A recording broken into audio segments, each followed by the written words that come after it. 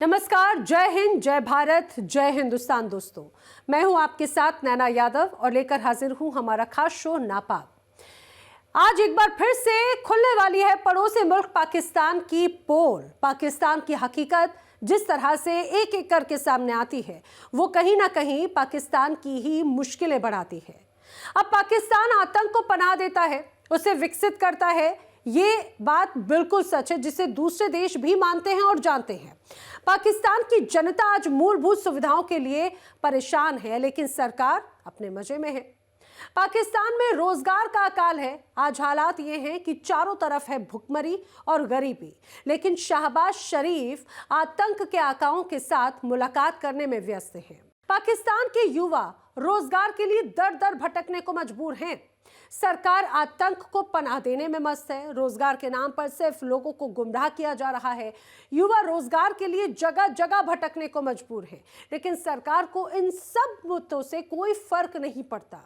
सरकार के खिलाफ एक बार फिर पाकिस्तान की जनता का गुस्सा फूट पड़ा है। भारत पाकिस्तान से हर चीज में आगे निकल चुका है, चाहे वो विकास हो या इंफ्रास्ट्रक्चर। ये बात पाकिस्तान की हुकूमत अभी तक नहीं समझ पाई है, लेकिन पाकिस्तान की जनता सरकार की इन हरकतों को पूरी तरह जान चुकी है।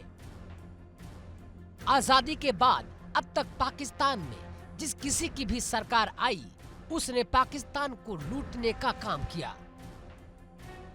जिससे वहां की जनता आज हर चीज के लिए संघर्ष करने को मजबूर है। पाकिस्तान में नौकरी, व्यापार और शिक्षा व्यवस्था जैसी चीजें ठप पड़ी है, लेकिन सरकार इन सब अहम मुद्दों पर ध्यान न देकर आतंक को पनाह देने में बिजी है।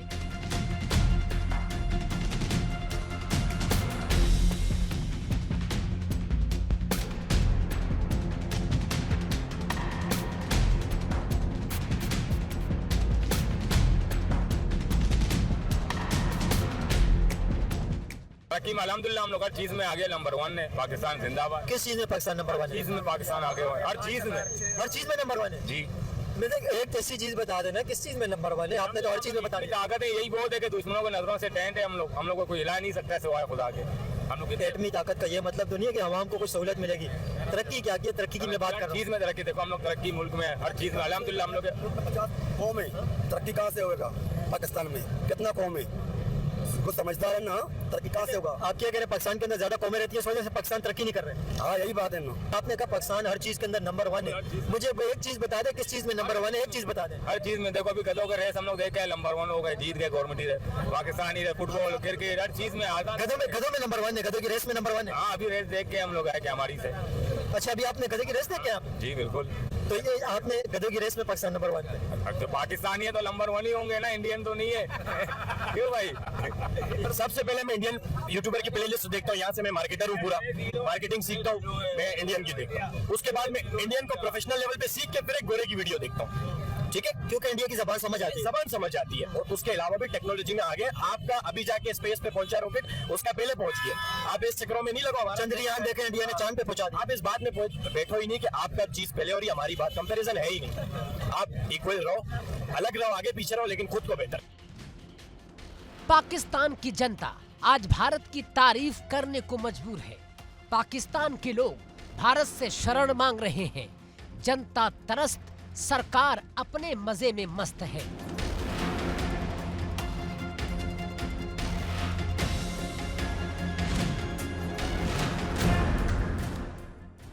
हालात ये है कि पाकिस्तान के लोग आज भारत से स्किल्स को सीख रहे हैं। सरकार स्कूल, कॉलेज बनाने के बजाय आतंकियों को सरगना मुनीर की सेवा में व्यस्त है, लेकिन जनता आज बुरी हालत में है। पाकिस्तान हर चीजों में दूसरे देशों से पिछड़ चुका है। लोगों के पास ना तो रोजगार है, ना ही व्यापार। हर चीजों में पाकिस्तान पिछड़ चुका है।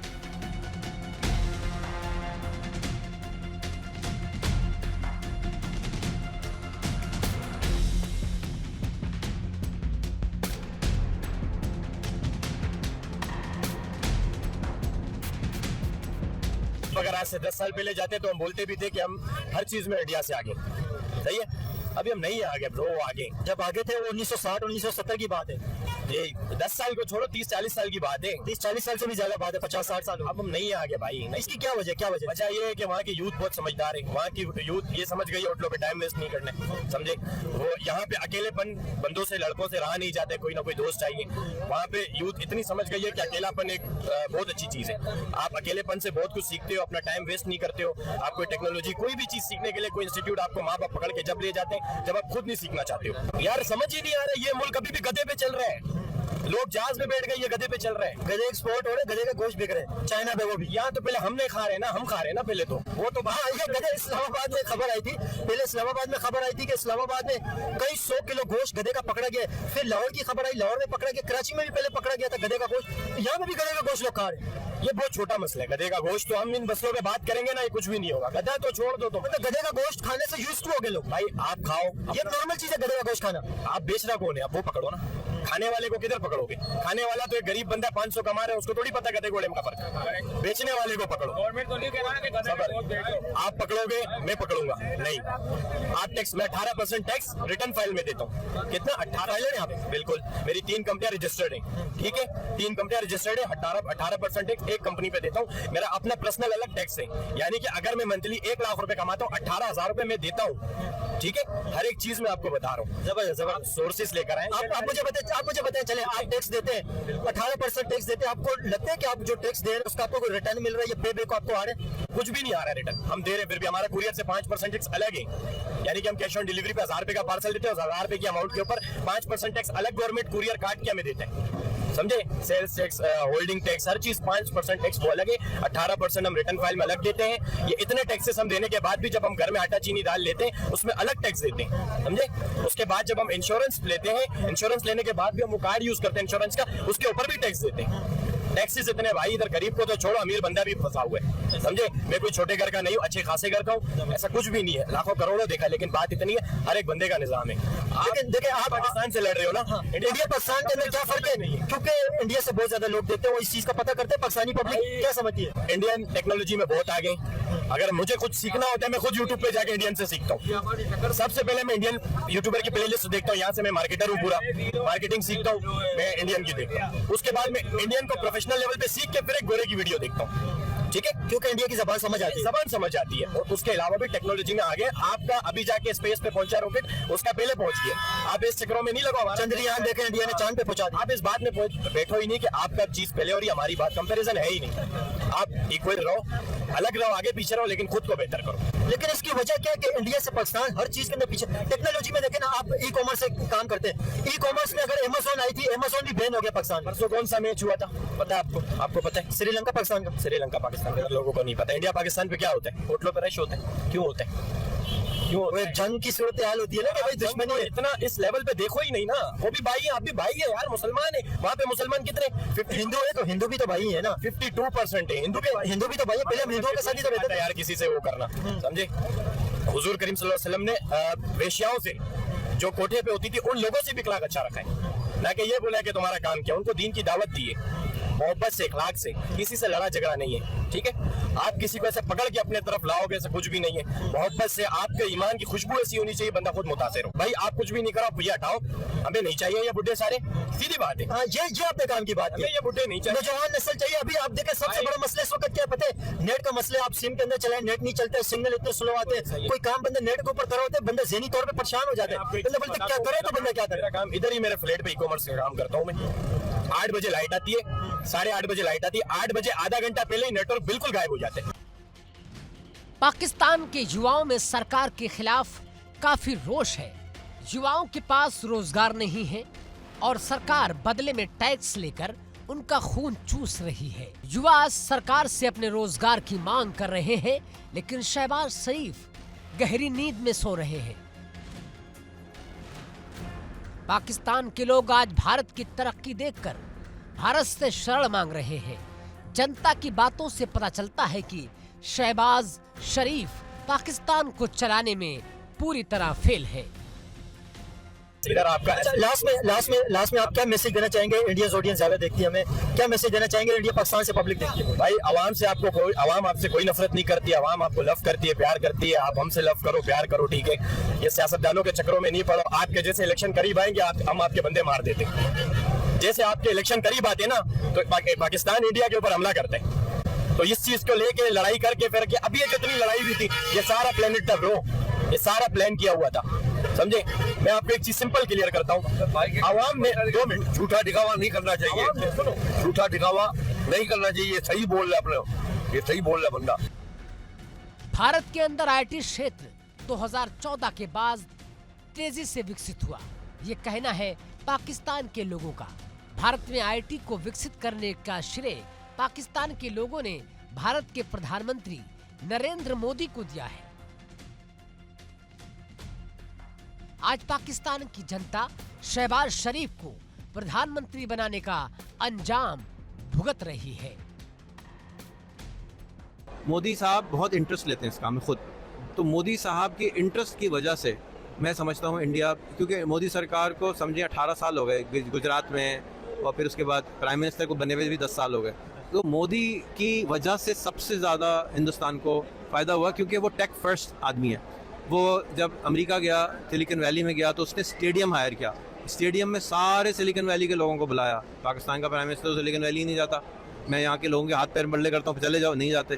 फिर वहाँ के लोगों से नहीं मिलते, तो वो स्टेडियम जाके उसने तकरीरें करी, लोगों को मिलाया। फिर उस वक्त तक टेक्नोलॉजी के अंदर IIT की वजह से थोड़े से CEOs जो थे इंडिया के, बहुत सारे गूगल में आ गए, सुंदर आ गया, माइक्रोसॉफ्ट का CEO बन गया, अब तो तकरीबन सब में ही आ गए, यूट्यूब के भी CEO यूट्यूब के भी CEO आ गए। तो अब हुआ ये कि क्योंकि गवर्नमेंट सीरियस थी, तो उसने कहा मैं हाजिर हूँ, मुझे बताओ क्या करना है। एक काम ये हुआ। दूसरा इनक्रेडिबल काम ये हुआ कि जब जियो आया, JEO इंडिया में आया, तो उन्होंने क्या किया, 3 साल के लिए डेटा फ्री कर दिया। तो इंडिया के अंदर तो मुकेश अंबानी की नेटवर्क भी तो देखें कितनी है, उस वक्त नहीं थी, वो कर सकते हैं, उस वक्त नहीं थी। मुकेश अंबानी की फिल्म देखें ना आप, गुरु, उनके जो अब्बा थे, उन्होंने पेटियां उठाने से काम शुरू किया था। तो हमारे पेटी उठाने वाले कहते हैं कि हम तो बड़ा काम ही नहीं करेंगे, हम पेटी उठाते रहेंगे। आप भी पेटी उठाते हैं, तो एक दिन का ख्वाब तो देखेंगे, मैंने एक दिन बड़ा काम करना है। तो आज उनका बेटा बड़ा हो गया। कोशिश करेंगे तो अल्लाह ताला आपका भी है, उनका भी है। ये थोड़ी है कि सिर्फ भगवान उनके, भाई भगवान भी अल्लाह ही है। सो हमने कोशिश नहीं करी। तो इंटरनेट आने की वजह से जब 3 साल उन्होंने इंटरनेट किया, फिर 2800 रुपये का फ़ोन लॉन्च किया, जिसमें गूगल असिस्टेंट था, बातें कर सकते थे। इंडिया भी जाहिल था, हम भी जाहिल था। उस वक्त तक हमारी पर कैपिटा थी $1000 साल, और इंडिया की थी $800 साल, हमसे गरीब था।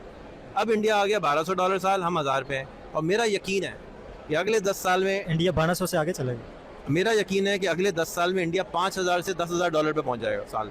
उसकी वजह क्या है, अभी नज़र नहीं आ रहा, लेकिन ये सारे दरख्त बन रहे हैं, छोटे छोटे ना, बहुत सारी स्टार्टअप्स दरख्त बन रही हैं। हमने अभी तक एक स्टार्टअप किया $1 बिलियन का, वो माशाल्लाह दर्जनों में सैकड़ों में शायद कर चुके हैं। मेरे पास सही नंबर्स नहीं है, आप लोग गूगल ChatGPT जरूर कर लें। भारत का आईटी क्षेत्र किस तेजी से विकसित हुआ, ये आज पाकिस्तान के लोग बता रहे हैं। पाकिस्तान की सरकार ने देश के विकास पर कितना ध्यान दिया, उससे वहां की जनता पूरी तरह वाकिफ है। भारत आज पाकिस्तान से कई गुना तेजी से विकास इंफ्रास्ट्रक्चर पर काम कर रहा है।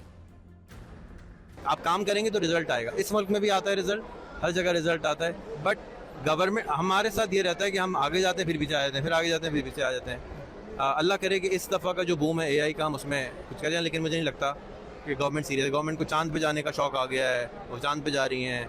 गवर्नमेंट को एक काम करना चाहिए सिवाय इसके कि AI के अलावा कुछ फोकस नहीं करना चाहिए, क्योंकि हमारे पास अगर टांग ना हो और नकली टांग मिल रही हो, जिसको हम आर्टिफिशियल लेग कहते हैं, तो वो लगवा देगी सबको।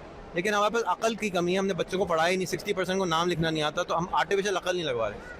तो मेरा ख्याल है कि सबसे इंपॉर्टेंट काम जो हुकूमत कर सकती है, या आप लोग कर सकते हैं, या हम सब मिलकर कर सकते हैं, वो अपनी कौम को आर्टिफिशियल अकल या एडवांस अकल जो AI है वो लगा के दे सकते हैं। उसके बाद आप जो भी काम करेंगे वो 10 गुना 100 गुना बढ़ जाएगी, क्योंकि आपकी अकल नहीं है, वो सारी दुनिया की अकल जमा हो गई है आपको आगे लेके जाना। मोदी साहब ने फिल्म का सहारा लिया। पाकिस्तान के किसी पॉलिटिशियन के ऊपर ड्रामा नहीं है, पाकिस्तान के किसी पॉलिटिशियन पे फिल्म नहीं है, उन्होंने फिल्म का सहारा लिया। AI की कॉन्फ्रेंस करने के लिए मोदी साहब को चेयरमैन बन के फ्रांस पहुंचे होते हैं, हमारा प्राइम मिनिस्टर भी एग्जिस्ट नहीं कर रहा होता। हम लोग सीरियस नहीं है अभी तक अपनी कौम को आगे ले जाने के लिए। तो क्योंकि जब लोग ही सीरियस नहीं है तो लोग कैसे आगे जाएंगे। पाकिस्तान के हालात क्या है, या आपको खुद वहां की जनता बता रही है? सरकार सिर्फ आतंक को पनाह देने में व्यस्त है। वजीर आजम शहबाज शरीफ का इंफ्रास्ट्रक्चर और युवाओं के रोजगार पर कोई ध्यान नहीं है। Bureau report, India daily. Pakistan के खैबर पख्तूनख्वा में एक बार फिर जोरदार बम धमाके ने पूरे इलाके को दहला कर रख दिया। धमाका इतना भीषण था कि आसपास की इमारतें कांप उठी और अफरा तफरी मच गई। ये हमला ऐसे वक्त में हुआ जब पाकिस्तान पहले से ही आतंकी हिंसा, राजनीतिक अस्थिरता और आर्थिक बदहाली से जूझ रहा है। अब तक किसी भी आतंकी संगठन ने इस धमाके की जिम्मेदारी नहीं ली, लेकिन शक की सुई एक बार फिर तहरीक तालिबान यानी कि टीटीपी, तहरीक तालिबान पाकिस्तान की ओर घूम रही है। सवाल बड़ा ये, क्या पाकिस्तान अपनी ही पाली हुई आतंक की आग में जल रहा है? क्या खैबर पख्तूनख्वा अब आतंक का सबसे बड़ा अड्डा बन चुका है?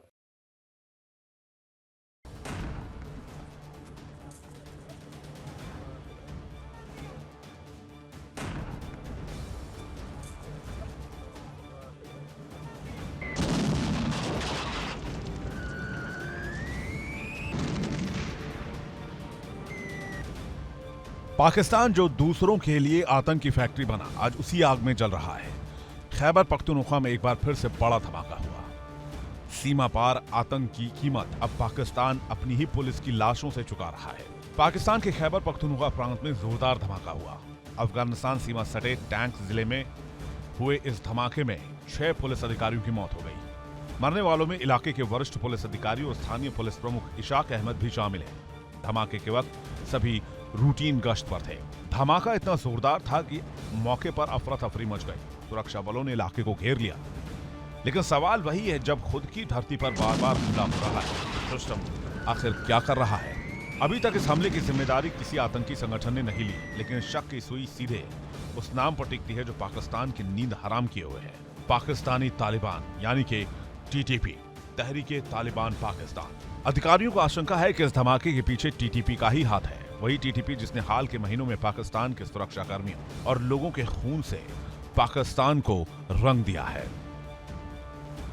अफगानिस्तान के प्राइम मिनिस्टर देखें, उन्होंने खुली ये बात धमकी दी। अफगानिस्तान के आप डिफेंस मिनिस्टर को देख लें, अफगानिस्तान के जो फॉरेन मिनिस्टर है उनके आप बयानात को देख लें। अफगानिस्तान की जो पूरी इस वक्त जो गवर्नमेंट है, सब पाकिस्तान से जंग की बातें कर रहे हैं और पाकिस्तान से वो जंग चाहते हैं, इंडिया से रिलेशन बेहतर कर रहे हैं। वजह यही है कि जब वहाँ एक दूसरे के ऊपर अब हमले धमकियाँ होगी तो उसी हिसाब से जंग हुई। बाकी तो इससे पहले कितनी मोहब्बत थी ना, बहुत सारी मोहब्बत देखें वन साइडेड थी। यहाँ पे लोग खुश हो रहे थे कि अफगानिस्तान के अंदर तालिबान आ रहे हैं, लेकिन तालिबानों ने ये बात नहीं की है कि भाई हम पाकिस्तान से रिलेशन अच्छा करें। खारिजा सब आते, अभी पूरे उनके लोग यहाँ आए थे, हमारे पाकिस्तान अभी नहीं आए थे, वो 2 साल हो गए, 2 साल हो गए। मतलब ये कि पहले यही था ना सारा। ये तो अभी जब जंग होगी तो इसमें थोड़ा बहुत तो नफरतें बढ़ेगी, इंशाल्लाह खत्म हो जाएगी। तो ये जंग तो आप कह रहे हैं थोड़ी बहुत जंग है, थोड़ी बहुत जंगों के अंदर लोगों की जाने गई हैं। तो ये थोड़ी बहुत जंग तो कभी चाइना के साथ तो नहीं हुई है। थोड़ी बहुत जंग चाइना के साथ तो हमेशा रिलेशन बेहतर ही हुए। चाइना ने कभी ऐसा हमला नहीं किया ना, चाइना की सरजमीन इस्तेमाल नहीं हुई है और यहाँ की सरजमीन इस्तेमाल हुई है ना, थोड़ा सा ये हुआ ना थोड़ा। तो इंशाल्लाह खैर, 2 भाइयों के दरमियान झगड़ा जो होते हैं, इख्तिलाफ होते रहते हैं, सही हो जाएगी। पाकिस्तान के गृह मंत्री मोहसिन नकवी ने हमले की निंदा की, लेकिन सवाल निंदा से कब रुकी है? पाकिस्तान में बहती खून की नदियां। टीटीपी कोई नया नाम नहीं है, ये वही आतंकी संगठन है जो अफगान तालिबान के विचारधारा से निकला, उसका सहयोगी रहा। हालांकि नाम अलग है, लेकिन मंसूबे, सोच और हिंसा का डीएनए एक ही है। 2021 में जैसे ही अफगानिस्तान में तालिबान की सत्ता में वापसी हुई, टीटीपी को खुला ऑक्सीजन सिलेंडर मिल गया। सीमा पार से हौसले बढ़े, हथियार मजबूत हुए और पाकिस्तान के भीतर हमले तेज हो गए। पाकिस्तान बार बार आरोप लगाता रहा है कि अफगानिस्तान की जमीन का इस्तेमाल पाक पर हमलों के लिए हो रहा है, लेकिन सवाल यह है कि जिस आतंक को दशकों तक खुद पाकिस्तान ने पाला पोसा, आज वही जब पाकिस्तान को जला रहा है तो सिर्फ आरोपों से क्या होगा? पुलिस अधिकारियों ने घटना की ज्यादा जानकारी देने से इनकार किया है और सिर्फ इतना कहा है कि जांच जारी है। यानी वही पुराना राग, वही पुरानी कहानी। जिस पाकिस्तान ने दशकों तक आतंक को पाला पोसा, वही उसके लिए काल बन चुका है। खैबर पख्तूनख्वा की यह आग बताती है कि पाकिस्तान बाहर से नहीं, अंदर से टूट रहा है। पाकिस्तान की आवाम इस पर क्या कह रही है, आपको सुनाते हैं।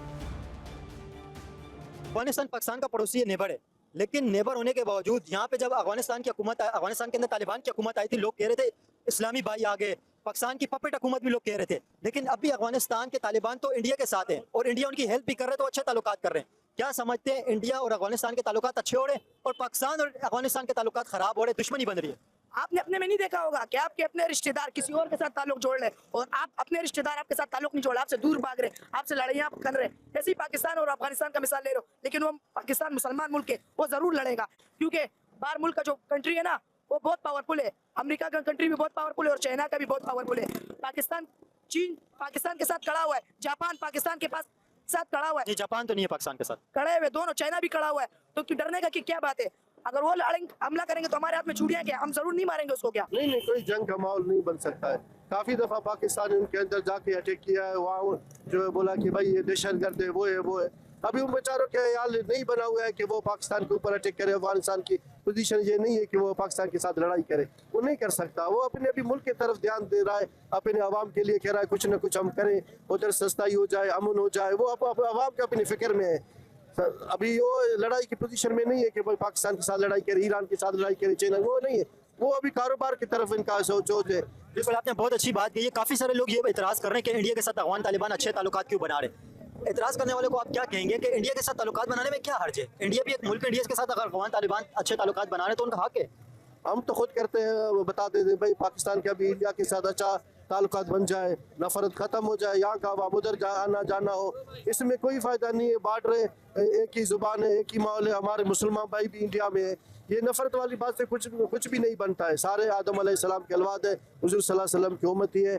हम अगर उसके साथ के जितना नफरत करेंगे वो हमारे साथ दुगना नफरत कर रहे हैं, समझे। नफरत से तो मसला हल होता भी नहीं है। जो मसला मोहब्बत से हल होता है वो नफरत से नहीं। अफगानिस्तान और इंडिया का बात कर रहे हैं ना, उसी का बात ऐसा ना, वो थोड़ा जो मुल्क है था 2-3 साल पहले बहुत कमज़ोर था, उसके पास न कुछ था, मतलब बहुत कमज़ोर इसलिए रहता, पावर नहीं था, इसका ताकत नहीं था।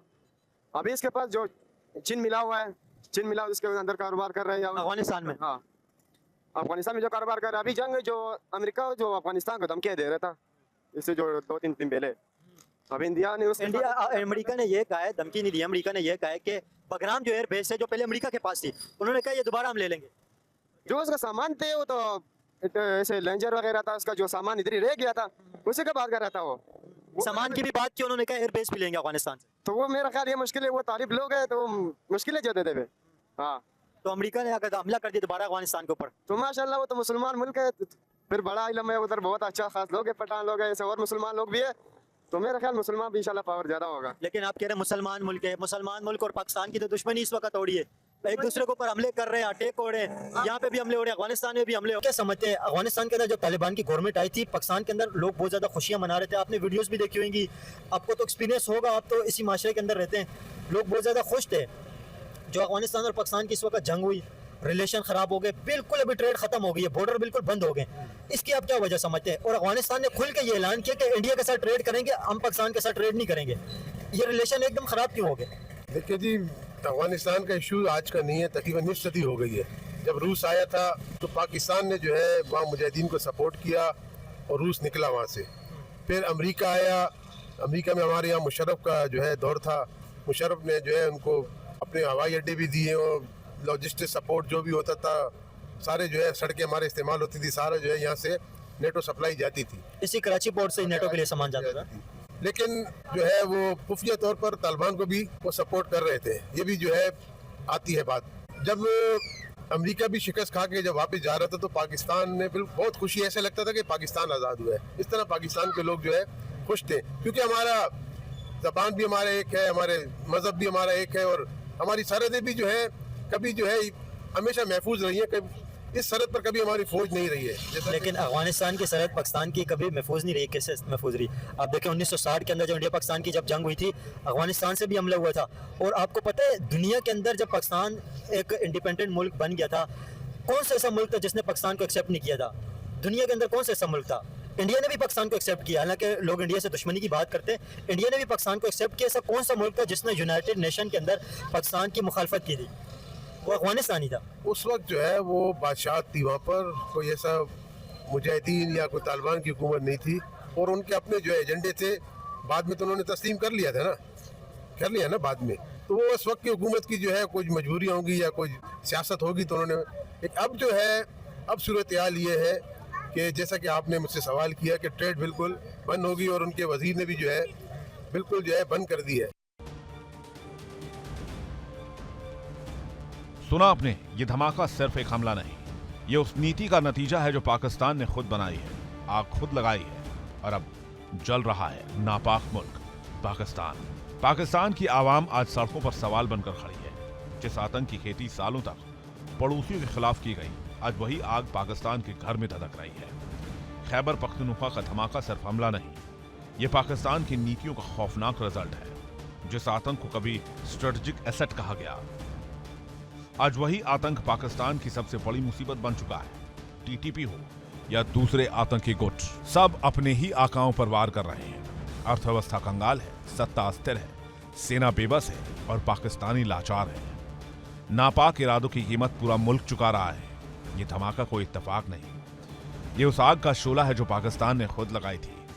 आज वही आग पाकिस्तान को जला रही है, एक कंगाल, असफल और आतंकी सोच से घिरे मुल्क को। आतंक की फैक्ट्री बनकर जो मुल्क खुद को सुरक्षित समझता था, आज वही मुल्क अपने ही बनाए दहशतगर्दों से घिरा हुआ है। आज वही आतंक पाकिस्तान को अंदर से खोखला कर चुका है। Bureau report, India daily.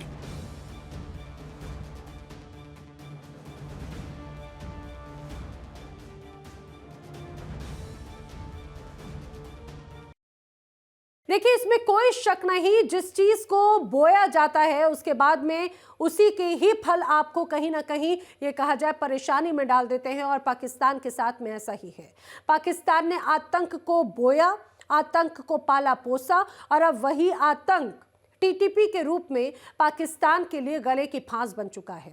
और वहीं दूसरी तरफ इन सारी परिस्थितियों के अलावा भी पाकिस्तान के हुक्मरानों को कोई फर्क नहीं पड़ता, सब अपनी मस्ती में मस्त हैं, सब अपनी अपनी रोटियां सेकने में लगे हुए हैं। लेकिन परेशान है पाकिस्तान की आवाम, जो बार बार उन्हें संकेत दे रही है कि अभी भी चेत जाओ, वरना आने वाला वक्त इन हुक्मरानों के लिए बहुत मुश्किल लेकर आएगा। नापाक में आज के लिए फिलहाल इतना ही, लेकिन देश दुनिया की तमाम बड़ी खबरें इंडिया डेली पर आगे भी जारी हैं।